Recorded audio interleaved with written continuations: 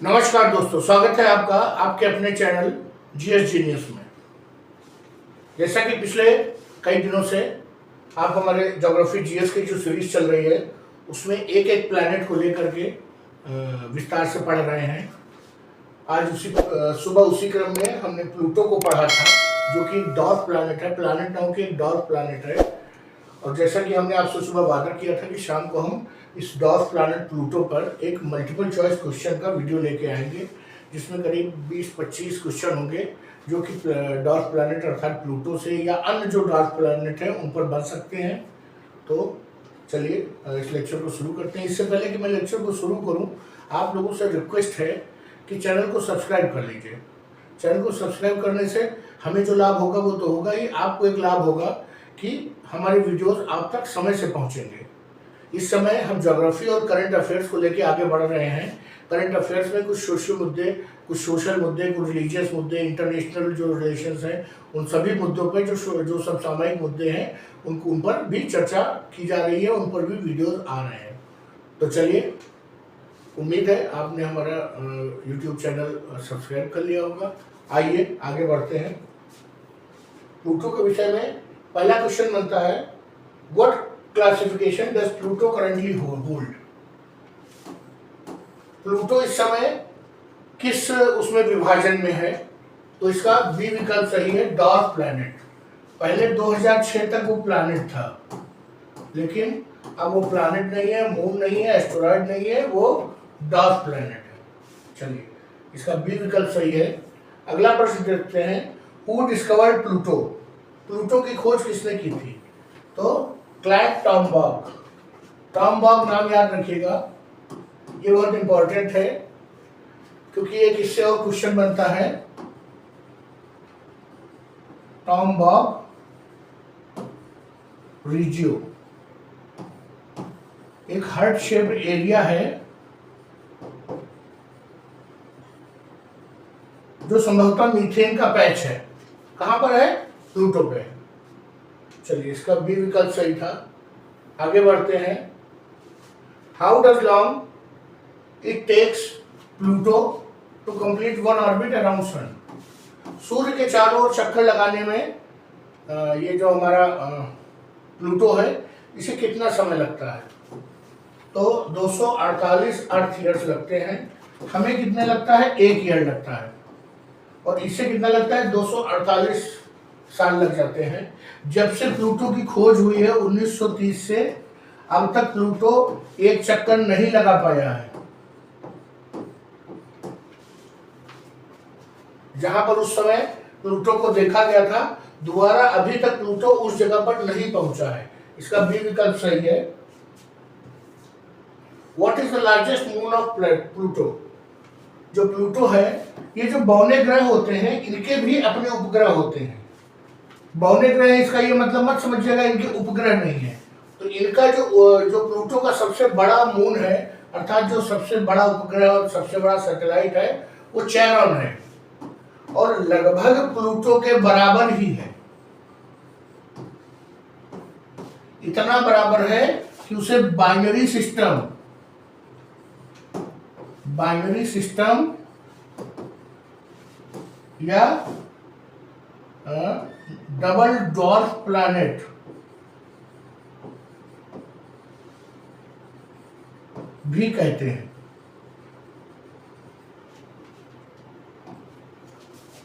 चलिए, इसका बी विकल्प सही है, Charon. What is primary component of Pluto's atmosphere?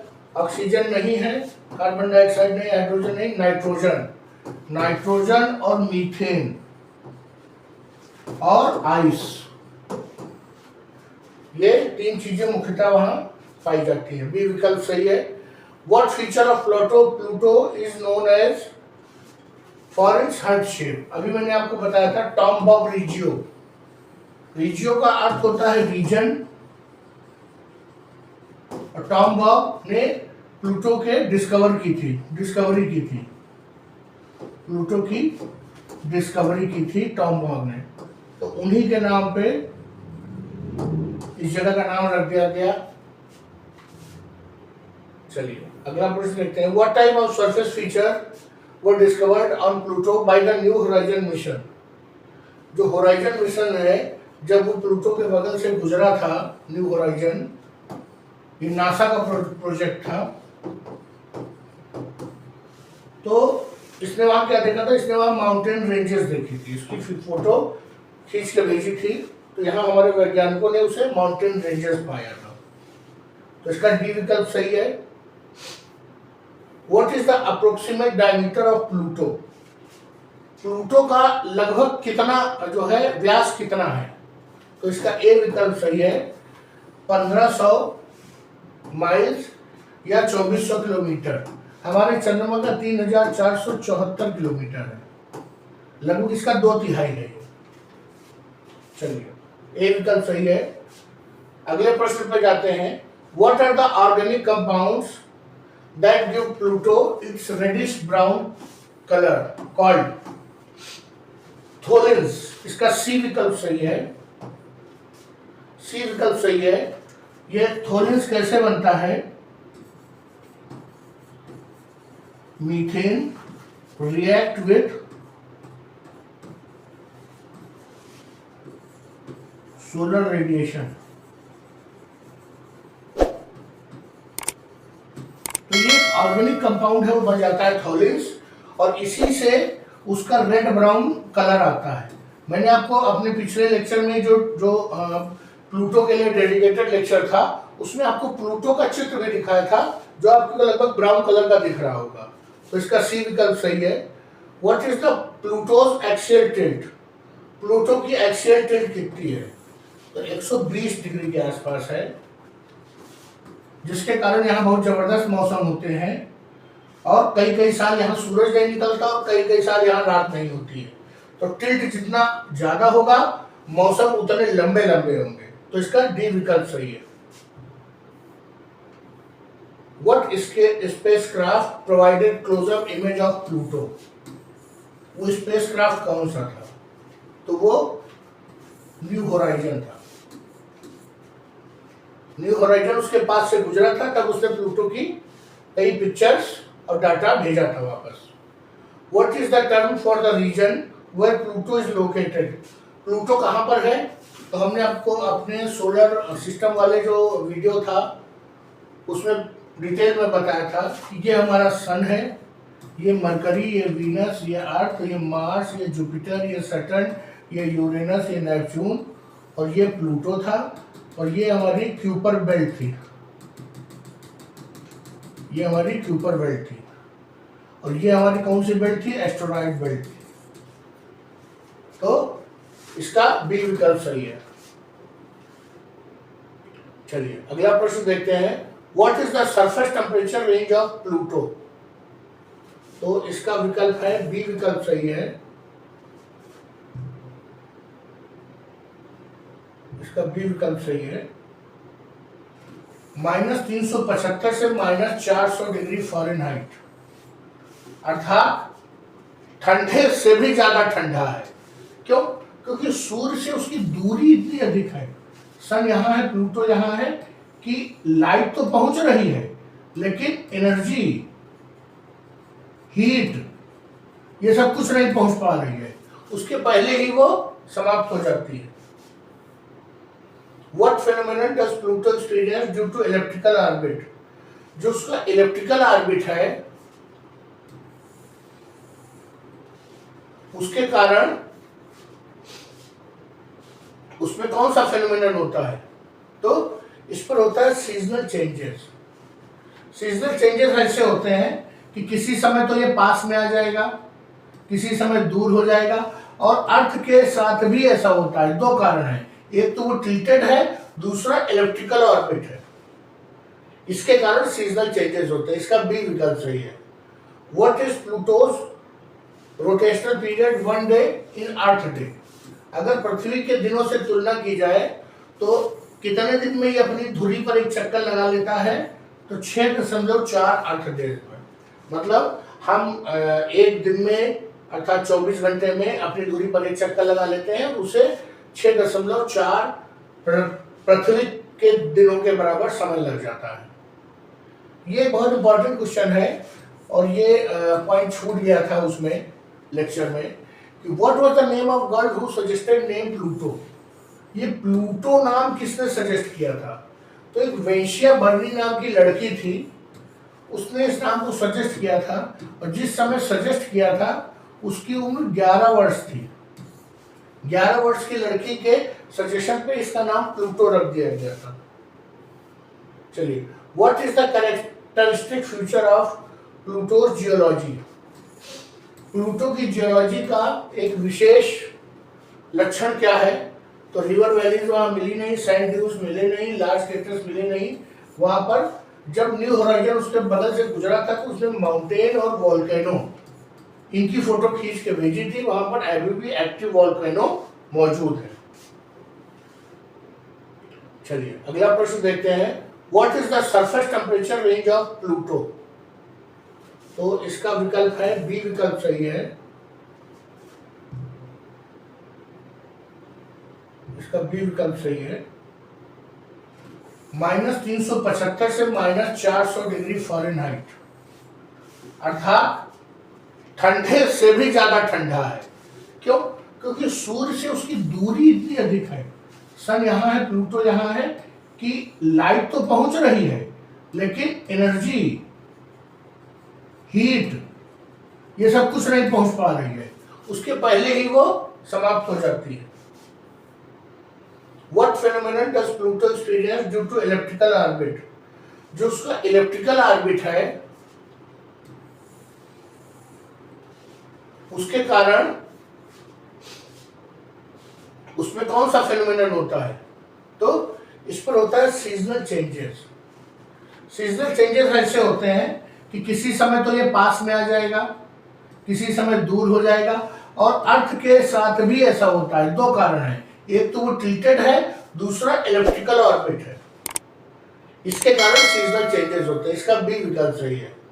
What is Pluto's rotational period one day in earth day? अगर पृथ्वी के दिनों से तुलना की जाए तो कितने दिन में ये अपनी धुरी पर एक चक्कर लगा लेता है? तो 6.4 अर्थ डेज में।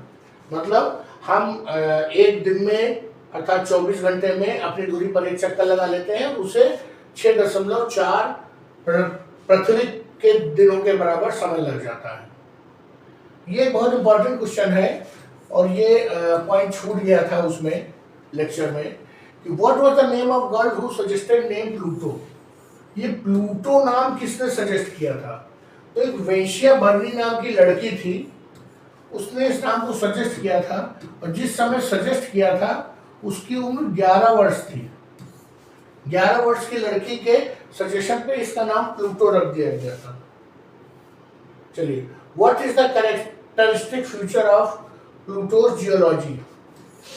प्लूटो की जियोलॉजी का एक विशेष लक्षण क्या है? तो रिवर वैलीज वहां मिली नहीं, सैंड ड्यूज मिले नहीं, लार्ज क्रेटर्स मिले नहीं। वहां पर जब न्यू होराइजन उसके बगल से गुजरा था तो उसने माउंटेन और वॉल्केनो इनकी फोटो खींच के भेजी थी। वहां पर अभी भी एक्टिव वॉल्केनो मौजूद है। इसका ए विकल्प सही है। What type of atmosphere does Pluto have? Pluto पर किस प्रकार का एटमॉस्फेयर है? तो थिक तो है नहीं, टॉक्सिक नहीं है, नो एटमॉस्फेयर है, थिन एंड वेरिएबल।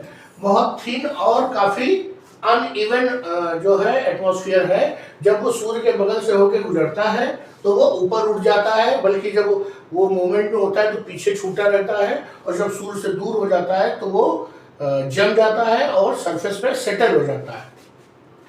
चलिए अगला देखते हैं।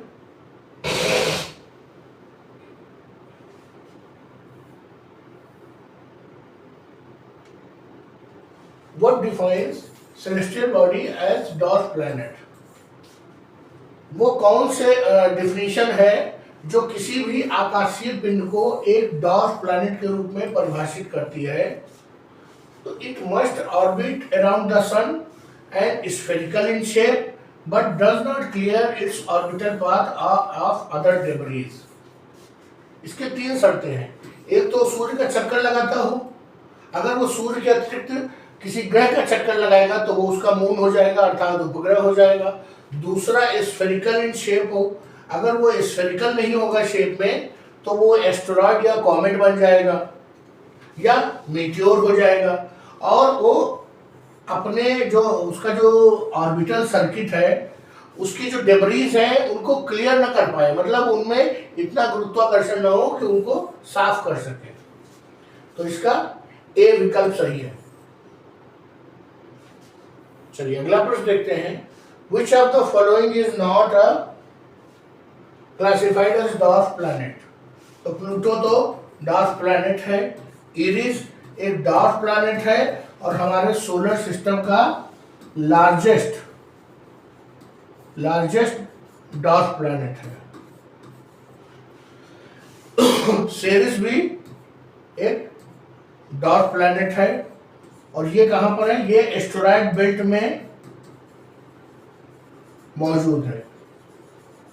एस्टेरॉयड बेल्ट में मतलब कहां? मार्स और जुपिटर के बीच में, अर्थात पृथ्वी के सबसे पास जो डॉर्फ प्लैनेट है वो सेरेस है। इस प्रश्न का उत्तर क्या है? इस प्रश्न का उत्तर डी है, मार्स। मार्स एक डॉर्फ प्लैनेट ना होके एक फुल फ्लेज्ड प्लैनेट है। तो इसका डी विकल्प सही है। What is the largest known dwarf planet in the solar system? अभी हमने बात किया Eris. Eris is the largest dwarf planet located in Kuiper belt.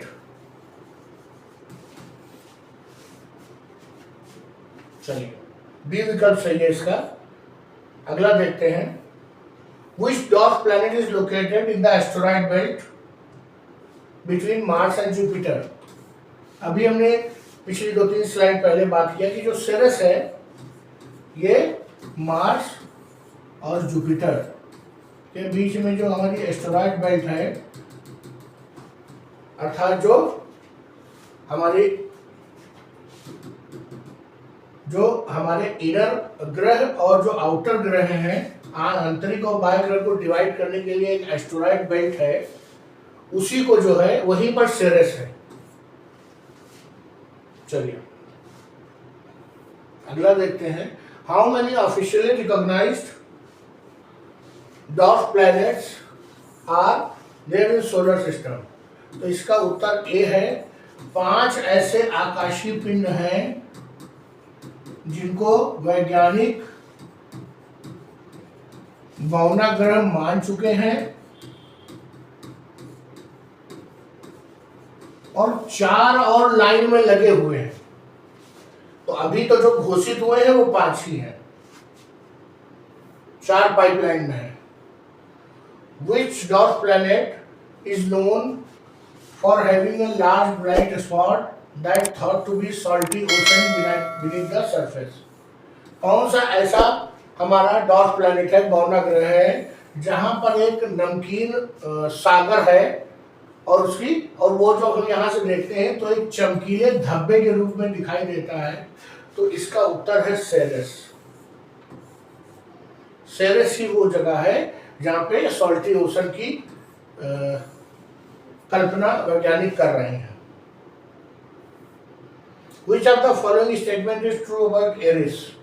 Eris वही है जो सबसे लार्जेस्ट डॉर्फ प्लैनेट है। उसके बारे में क्या है? It is the most massive known dwarf planet. जो सबसे बड़ा डॉर्फ प्लैनेट है अब तक जो जानकारी में है वो एरिस ही है, इसलिए बी विकल्प सही है। Dwarf planets are mostly found in which region of solar system? अभी हमने आपको चित्र में बताया था क्यूपर बेल्ट में लगभग बिल्कुल सोलर सिस्टम की जो हमारा बॉर्डर है वहां पे क्यूपर बेल्ट है जहां से कॉमेट आते हैं। तो वहीं पर हमारे अधिकांश डॉर्फ प्लैनेट विचरण कर रहे हैं। What is the primary reason for Pluto's reclassification from planet to dwarf planet? वो कौन सा कारण है कि जिसके कारण प्लूटो को एक ग्रह से बौने ग्रह में दोबारा वर्गीकरण कर दिया गया? तो इसका सी विकल्प सही है। It does not clear its neighbouring region of other objects. ये इसकी जो ऑर्बिट है वो नेपच्यून से कोइंसाइड करती है, उससे उसको काटती है, और जो अगल बगल जो डेब्रीज पड़ी रहती है उनको ये अटैक नहीं कर पाता क्योंकि साइज में बहुत छोटा है। तो इसका सी विकल्प सही है। इसी के साथ हमारा ये जो डॉर्फ प्लैनेट प्लूटो पर ये एमसीक्यू लेक्चर था वो समाप्त हुआ। आशा करता हूँ कि इन दोनों लेक्चर्स को, जो प्लूटो पर एक जो एक्सप्लेनेशन लेक्चर है और एक हमारा जो एमसीक्यू लेक्चर है, दोनों को मिला करके डॉर्फ प्लैनेट पे इसके बाहर कुछ नहीं आएगा और ना आज तक आया है। तो उम्मीद करता हूँ कि आपने चैनल को सब्सक्राइब कर रखा होगा और हमारे प्लैनेट्स के ऊपर mercury, Venus, Mars, Jupiter, Saturn, Uranus, Neptune और प्लूटो बहुना ग्रह, इसके बारे में सब पर एक एक लेक्चर आया हुआ है। और इसी जो हमारा ये जो वीडियो है, इसी के डिस्क्रिप्शन में सारे लिंक पड़े हैं। अगर आपने नहीं देखा है तो प्लीज़ उनको देखिए।